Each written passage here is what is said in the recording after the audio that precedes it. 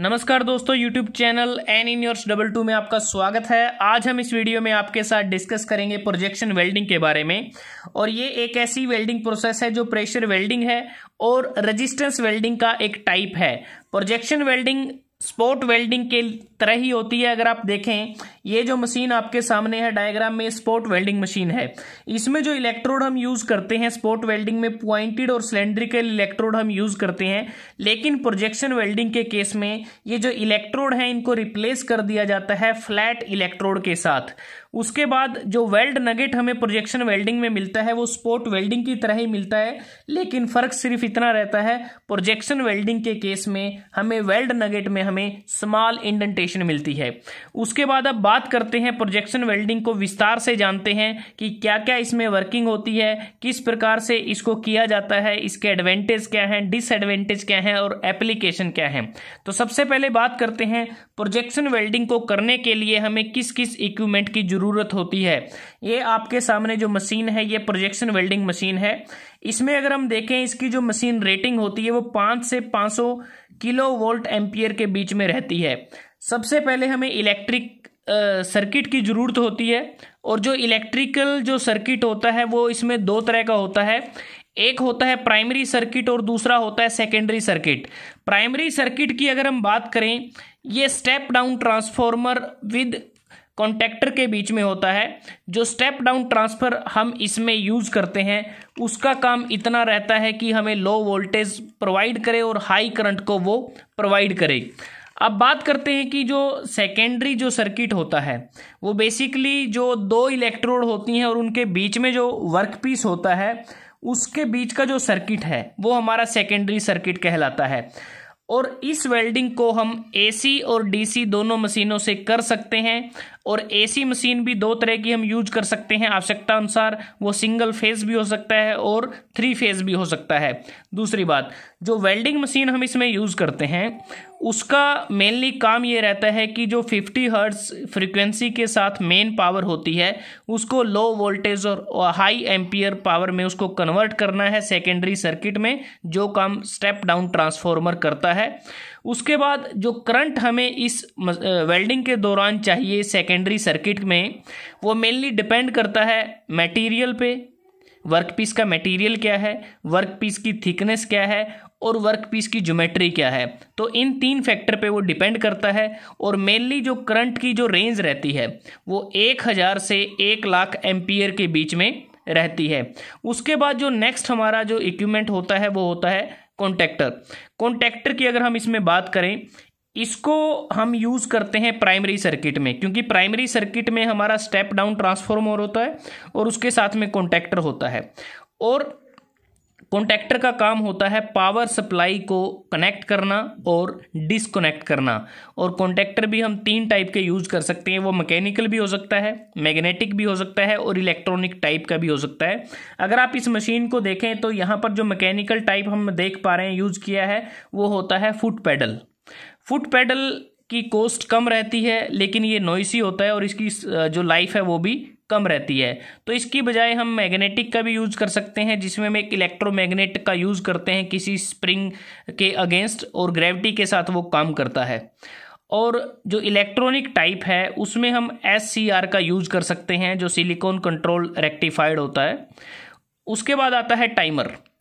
Timer की अगर हम बात करें, नाम से ही पता चलता है, जो टाइम ड्यूरेशन को जो सेट करता है। मेनली क्या करते हैं, टाइमर का जो काम होता है वो काम होता है हमारी जो फंक्शन हम करते हैं इस वेल्डिंग के दौरान उसकी सीक्वेंस और ड्यूरेशन को कंट्रोल करना। उसमें क्या क्या होता है, इलेक्ट्रोड का फोर्स और साथ में प्रत्येक जो स्टेजेस होते हैं, जो फेजेस होते हैं वर्किंग के, उसमें टाइम इंटरवल को मेंटेन करना टाइमर का काम होता है। उसके बाद है system for application of desired pressure. मतलब कि वेल्डिंग के दौरान जो हम प्रेशर अप्लाई करते हैं, वेल्डिंग प्रेशर या फोर्स अप्लाई करते हैं, तो उसके लिए हम एक सिस्टम का यूज़ करते हैं। और जो इलेक्ट्रोड फोर्स अप्लाई किया जाता है उसको मैकेनिकली भी कर सकते हैं, हाइड्रोलिकली भी किया जा सकता है, न्यूमेटिकली भी कर सकते हैं और मैग्नेटिकली भी किया जा सकता है। तो ये 4 तरह से हम कर सकते हैं। और जो मैग्नीट्यूड होता है प्रेशर का वो मेनली डिपेंड करता है वर्क पीस की कंपोजिशन पर, वर्क पीस की थिकनेस पर और वर्क पीस की ज्योमेट्री पर वो डिपेंड करता है। और इलेक्ट्रोड फोर्स वेरी करता है as per the need of the process. उसके बाद अब बात करते हैं जो इलेक्ट्रोड हम इस वेल्डिंग के दौरान यूज़ करते हैं। अगर आप देखें, एक अपर इलेक्ट्रोड है, दूसरी लोअर इलेक्ट्रोड होती है, तो इलेक्ट्रोड की स्पेसिफिकेशन हमारी क्या क्या रहती हैं।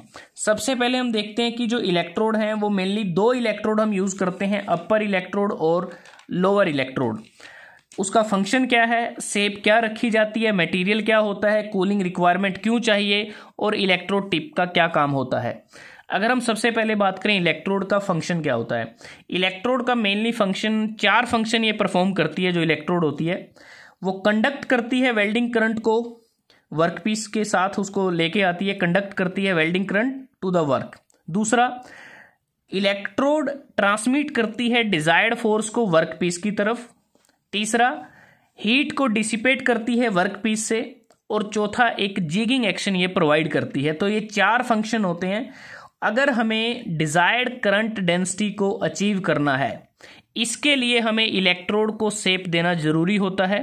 तो इस केस में जो शेप होती है वो फ्लैट शेप रखी जाती है इलेक्ट्रोड की।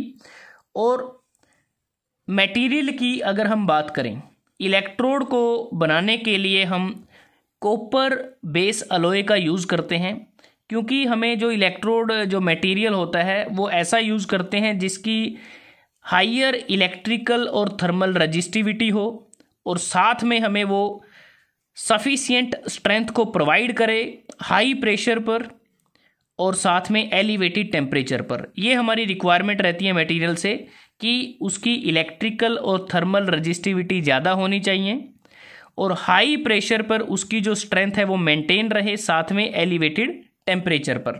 तो कॉपर बेस अलॉय का यूज़ करते हैं। उदाहरण के लिए अगर हम बात करें, कॉपर बेरिलियम का यूज़ किया जा सकता है, कॉपर टंगस्टन का यूज़ किया जा सकता है।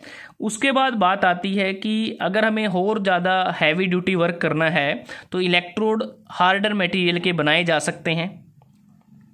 अब बात आती है कि हमें इसमें कूलिंग की ज़रूरत क्यों पड़ती है, क्योंकि अगर हम कूलिंग नहीं करेंगे इलेक्ट्रोड की तो उससे क्या होगा कि जो इलेक्ट्रोड है ओवर हीट हो जाएंगी, उनका वियर एंड टियर हो जाएगा और साथ में वो थोड़ा सा एक्सपेंड या स्प्रेड करने लगेंगी इलेक्ट्रोड प्रेशर के कारण। तो इसलिए हमें कूलिंग करने की ज़रूरत होती है। तो प्रोजेक्शन वेल्डिंग में जो इसमें ड्रिल किए होते हैं होल, मतलब कि जो वाटर हमारा ऐसे सेंटर से आता है और ऐसे वो बाहर निकल जाता है, वो दोनों तरफ से बाहर निकल जाता है इस प्रकार, और ऐसे वाटर एंटर करता है। तो मतलब कि वाटर कूलिंग की जाती है, इलेक्ट्रोड की वियर और टियर ना हो और साथ में वो एक्सपैंड ना करे, स्प्रेड ना करे। तो ये इसलिए इसकी वाटर कूलिंग की ली जाती है। उसके बाद आता है इलेक्ट्रोड की टिप। जो इलेक्ट्रोड टिप होती है अगर हम बात करें, उसका यूज़ करते हैं कि हमारा जो इलेक्ट्रोड है वो क्लीन रहे, उस पर कोई डर्ट ना हो, कोई स्केल ना हो। अगर ऐसा रह जाता है तो उससे क्या होगा कि उसकी इम्बेंडिंग हो जाएगी और वो बर्न हो सकती है। तो दूसरी बात, जो इलेक्ट्रोड टिप है उसका जो साइज़ होता है, बेसिकली वो साइज़ रहता है ताकि हमारी जो अलाइनमेंट होती है वर्कपीस के साथ उसको हम अच्छी तरह से मीट कर पाएँ और गुड क्वालिटी का वेल्ड हमें मिल जाए। तो साइज़ होता है जो इलेक्ट्रोड टिप का, वो डिपेंड करता है साइज़ ऑफ स्पॉट वेल्ड, जो वेल्ड हमें मिलने वाला है उस पर डिपेंड करता है। नगट के डायामीटर हमें क्या चाहिए उस पर वो डिपेंड करता है। इसके लिए जनरली हम क्या करते हैं, एक फॉर्मूला हम यूज़ कर लेते हैं कि DN that is equal to 6√T। तो ये जो हमारे पास कहते हैं कि जो डायामीटर होता है एक हिसाब से हमारे पास, तो 6√T। T हमारी होती है मेटल थिकनेस, सीट मेटल की थिकनेस कितनी है mm में। तो ये एक फॉर्मूला हम यूज कर लेते हैं जनरली। उसके बाद अगर हम बात करें, इलेक्ट्रोड स्पेसिफिकेशन हो गई है, प्रोजेक्शन की बात करते हैं, क्योंकि नाम ही इसका प्रोजेक्शन वेल्डिंग है कि नंबर ऑफ प्रोजेक्शन हम कितनी देते हैं। बेसिकली आप याद रखें कि जो प्रोजेक्शन हम प्रोवाइड करते हैं वो वर्क पीस को प्रोजेक्शन प्रोवाइड की जाती हैं। नंबर ऑफ प्रोजेक्शन हमारी जनरली क्या बात करें, 2 और 3 प्रोजेक्शन हम यूज करते हैं वेल्डिंग के दौरान।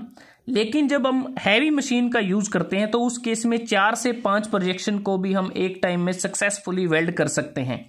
और प्रोजेक्शन हम किसको प्रोवाइड करते हैं, 2 वर्कपीस हमें वेल्ड करने हैं आपस में, या तो हम जो थिक प्लेट है उसको प्रोजेक्शन प्रोवाइड करेंगे, अगर आप देख पाएं, अगर थिक प्लेट को नहीं करते तो हम उस प्लेट को प्रोजेक्शन प्रोवाइड करेंगे जिसकी इलेक्ट्रिकल कंडक्टिविटी ज़्यादा होती है।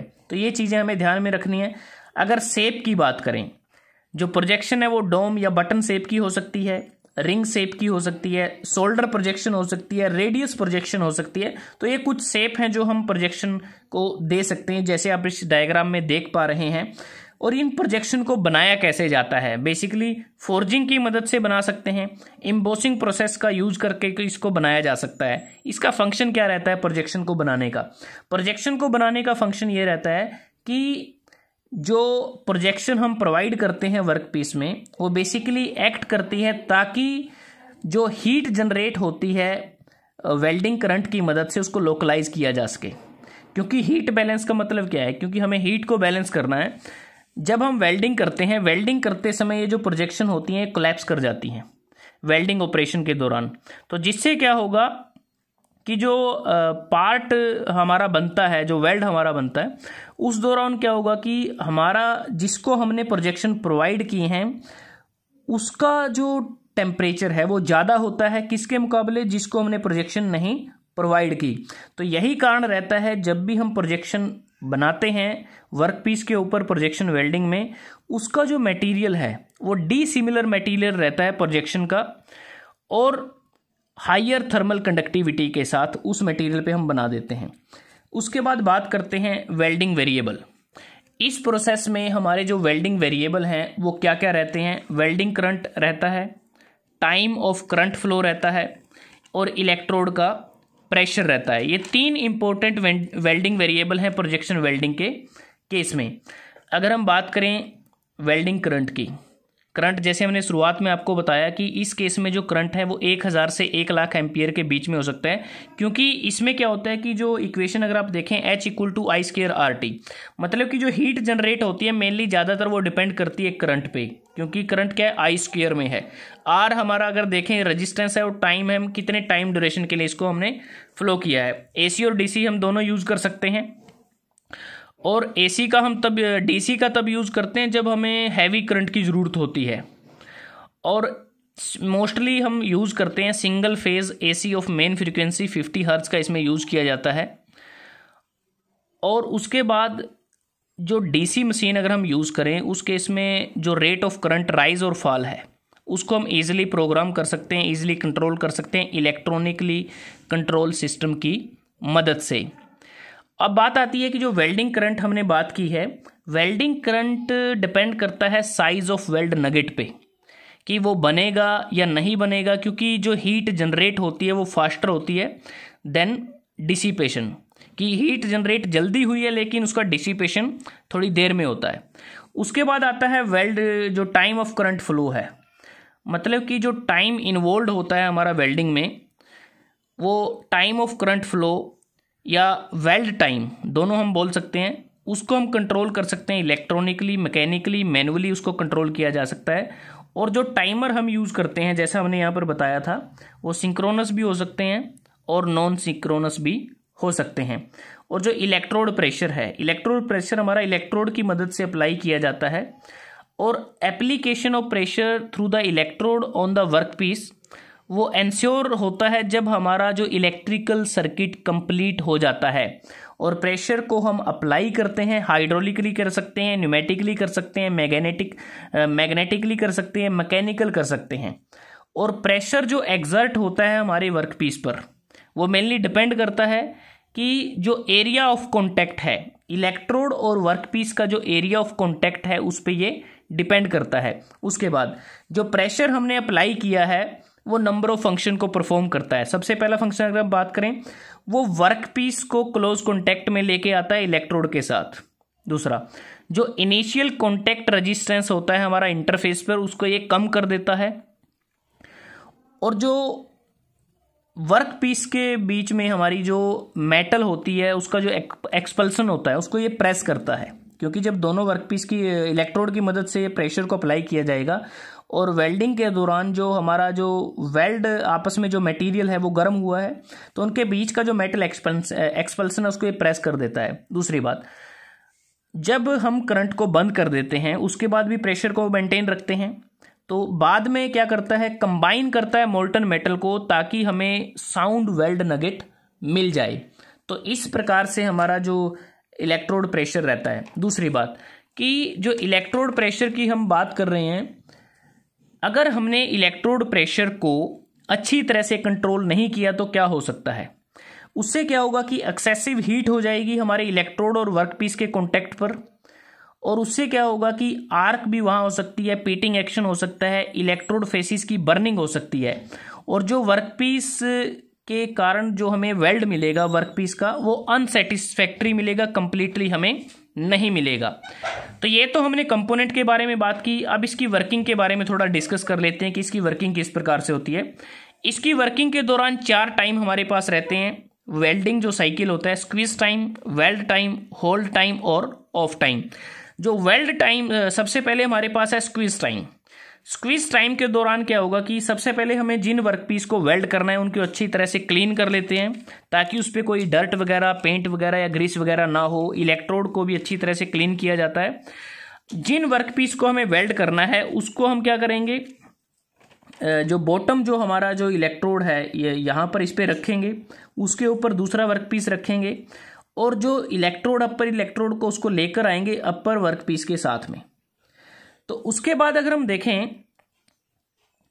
अपर जो वर्कपीस हमारा है, ये जो टाइम पीरियड होता है वर्कपीस को रखने का और दोनों इलेक्ट्रोड को एक दूसरे के पास लाने का ताकि जो वर्कपीस है उसको अच्छी तरह से होल्ड कर सकें, ये हमारा स्क्वीज टाइम होता है। इस दौरान करंट को अप्लाई नहीं करते, सिर्फ हमारा जो फोर्स है उसको ग्रेजुअली इंक्रीज किया जाता है। उसके बाद आता है वेल्ड टाइम। स्क्वीज टाइम के एंड में ही हम वेल्डिंग करंट को ऑन कर देते हैं और जो वेल्ड टाइम होता है इस दौरान हमारा फोर्स भी अप्लाई होता है। जो फोर्स अप्लाई करेंगे इलेक्ट्रोड की मदद से वो कांस्टेंट रहता है और जो करंट है वो करंट हमारा ऑन रहेगा और करंट तकरीबन हम 0.6 सेकंड से 3 सेकंड तक उसको अप्लाई करते हैं। इस टाइम फ्रेम के बाद हम करंट को बंद कर देते हैं। हम आ जाते हैं होल्ड टाइम पर। होल्ड टाइम में क्या है, करंट को बंद कर दिया गया है और जो प्रेशर और जो फोर्स है वो अप्लाई होता रहता है ताकि हमें अच्छा वेल्ड मिल जाए। और होल्ड टाइम के एंड के बाद आता है ऑफ टाइम कि हमने जो फोर्स है उसको धीरे धीरे कम करना शुरू कर दिया है और फोर्स को रिलीज कर देंगे और वेल्डिंग प्रेशर को रिलीज करने के बाद वर्क पीस को निकाल लेंगे। तो ये हमारा ऑफ टाइम होता है। तो मतलब कि पूरी प्रोसेसिंग में 4 टाइम हम यूज़ करते हैं और ये जो पूरी प्रोसेस है सेकंड्स में हो जाती है, नंबर ऑफ सेकंड्स में हो जाती है। अब बात करते हैं प्रोजेक्शन वेल्डिंग से हम किन किन मटेरियल को वेल्ड कर सकते हैं। Low carbon steel, high carbon steel, low alloy steel, high alloy steel, zinc die casting, titanium, nickel alloy जैसे मोनल इत्यादि। इसके एडवांटेज क्या हैं? प्रोजेक्शन वेल्डिंग की एडवांटेज ये है कि जो हमें वेल्ड मिलता है एक टाइम में नंबर ऑफ स्पॉट पे वेल्ड किया जा सकता है। जैसे स्पॉट वेल्डिंग में तो एक टाइम में सिर्फ एक ही स्पॉट वेल्ड मिलता है, लेकिन प्रोजेक्शन वेल्डिंग में हम एक टाइम में नंबर ऑफ स्पॉट वेल्ड कर सकते हैं। दूसरा, इसमें जो वेल्ड है वो काफ़ी क्लोज होते हैं एक दूसरे के स्पॉट वेल्डिंग के कंपैरिजन में। प्रॉपर हीट बैलेंस होता है क्योंकि हम प्रोजेक्शन उस या तो थिकर प्लेट को प्रोवाइड करते हैं या उस प्लेट को प्रोवाइड करते हैं जिसकी इलेक्ट्रिकल कंडक्टिविटी ज़्यादा होती है, इसलिए प्रॉपर हीट बैलेंस हमें मिल जाता है। जो लाइफ होती है इलेक्ट्रोड की स्पॉट वेल्डिंग के कंपैरिजन में वो ज़्यादा होती है। जो वेल्ड हमें मिलता है उसकी यूनिफॉर्मिटी और अपीयरेंस भी अच्छी होती है as compare to spot welding. और जो आउटर सरफेस होता है वर्क का उसको हम बिना किसी इलेक्ट्रोड मार्क्स के उसको अप्लाई बना सकते हैं। अगर उस पर इलेक्ट्रोड का कोई मार्क नहीं है इसलिए हमें बाद में जो ऑपरेशन करने पड़ते हैं तो वो नहीं करेंगे। जैसे पेंटिंग करनी है, पॉलिशिंग करने के दौरान जो हमें कुछ सब्सीक्वेंट प्रोसेसिंग करनी पड़ती है तो वो हमें नहीं करनी पड़ेगी। उसके बाद डिसएडवांटेज की बात करें तो डिसएडवांटेज में हमें जैसे बात की कि हमें फोर्जिंग और एम्बोसिंग के द्वारा प्रोजेक्शन बनानी पड़ती हैं तो एक्स्ट्रा ऑपरेशन करना पड़ेगा, ये एक इसका डिसएडवांटेज है। सभी प्रोजेक्शन जो हम बनाएंगे वो सेम हाइट की होंगी, इसका भी हमें ध्यान रखना है, ये भी एक कह सकते हैं कि ध्यान में रखने की बात है। और जो मेटल सपोर्ट नहीं करती हमारी प्रोजेक्शन को तो उसको हम अच्छी तरह से सेटिस्फैक्टरी वेल्ड नहीं कर सकते। दूसरी बात, इसमें जो वेल्ड हम करते हैं वो सिम जो लॉन्ग सिम के लिए हमारे लिए यूज़ नहीं कर सकते। 250 mm से ज़्यादा सिम नहीं हो सकती उसकी, ये एक इसका डिसएडवांटेज है। एप्लीकेशन की अगर हम बात करें, बहुत सारी एप्लीकेशन है इसकी, जैसे हमें कोई स्मॉल फास्टनर या नट को हमें वेल्ड करना है किसी लॉन्गर कंपोनेंट पे कर सकते हैं, जैसे नट को ऑटोमोटिव की चैसी पे वेल्ड करना है कर सकते हैं। कुछ हमारे डोमेस्टिक जो इक्विपमेंट होते हैं जैसे रेफ्रिजरेटर है, कंडेंसर है, तो इसमें जो वायर की जॉइनिंग की जाती है, जैसे जो रेफ्रिजरेटर में जो रैक्स वगैरह लगे होते हैं वो सारे इस वेल्डिंग से किए जाते हैं। ऑटोमोबाइल बॉडीज़ में इसकी मदद से वेल्डिंग की जाती है। ऑफिस के फर्नीचर हैं, मशीन के पार्ट हैं, तो बहुत सारी एप्लीकेशन है। तो दोस्तों आज हमने इस वीडियो में आपके साथ डिस्कस किया वेल्डिंग प्रोसेस जिसका नाम प्रोजेक्शन वेल्डिंग है, जो रेजिस्टेंस वेल्डिंग के अंतर्गत आती है। एक प्रेशर वेल्डिंग है और स्पॉट वेल्डिंग की तरह ही होती है, फ़र्क सिर्फ इलेक्ट्रोड का रहता है। तो अगर वीडियो आपको अच्छा लगा आप इसको लाइक कर सकते हैं, शेयर कर सकते हैं अपने दोस्तों के साथ, स्टूडेंट्स के साथ, और एन यूनिवर्स 22 को सब्सक्राइब करना ना भूलें।